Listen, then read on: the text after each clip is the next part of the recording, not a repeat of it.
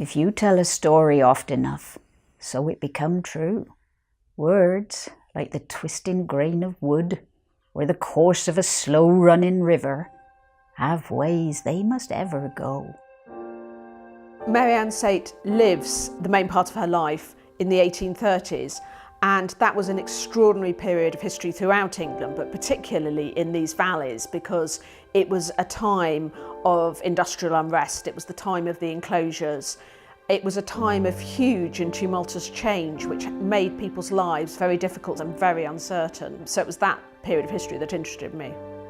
The book is actually set partly in this house. She comes to work in this house when she's very old, but it's also set in two other houses in these valleys, both of which you can see from here, and you can see the cemetery from here. There are loads and loads of unmarked graves because the cemetery is next to the workhouse, and it's of course the same across many areas of England, that people from workhouses were just put in a cemetery, and there was really no way of knowing much about them.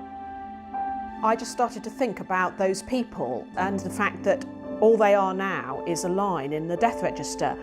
Yet I take up this my pen to set down here my story. Bone, blood, brain.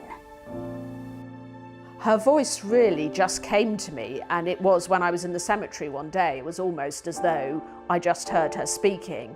And there was a level at which it was incredibly easy to write, because it was like channeling a voice. You know, you just heard the voice and wrote it down. Also, afterwards, obviously, I then did reinforce that with a massive research into the documents of that time and into the people who might have influenced her writing, the people she had read and things.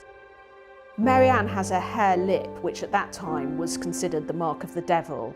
She's also somebody who is very, very small, and she's not an attractive woman. She's not a woman that people look at and immediately feel comfortable with. And yet she's actually extremely intelligent. She's a very detailed observer of everything that happens around her, and she comments on it in very interesting and thoughtful ways. She's extraordinarily without self-pity.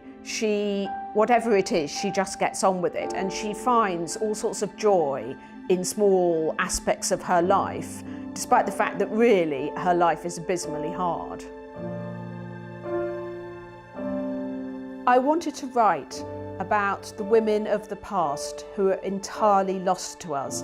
Not the famous women or the rich women, but the women who were maidservants, who actually often had long and interesting lives, but we just know nothing about those people at all.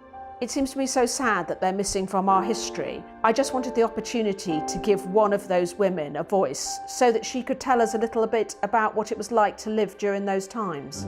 I crook my finger into the trigger. It fits neatly there.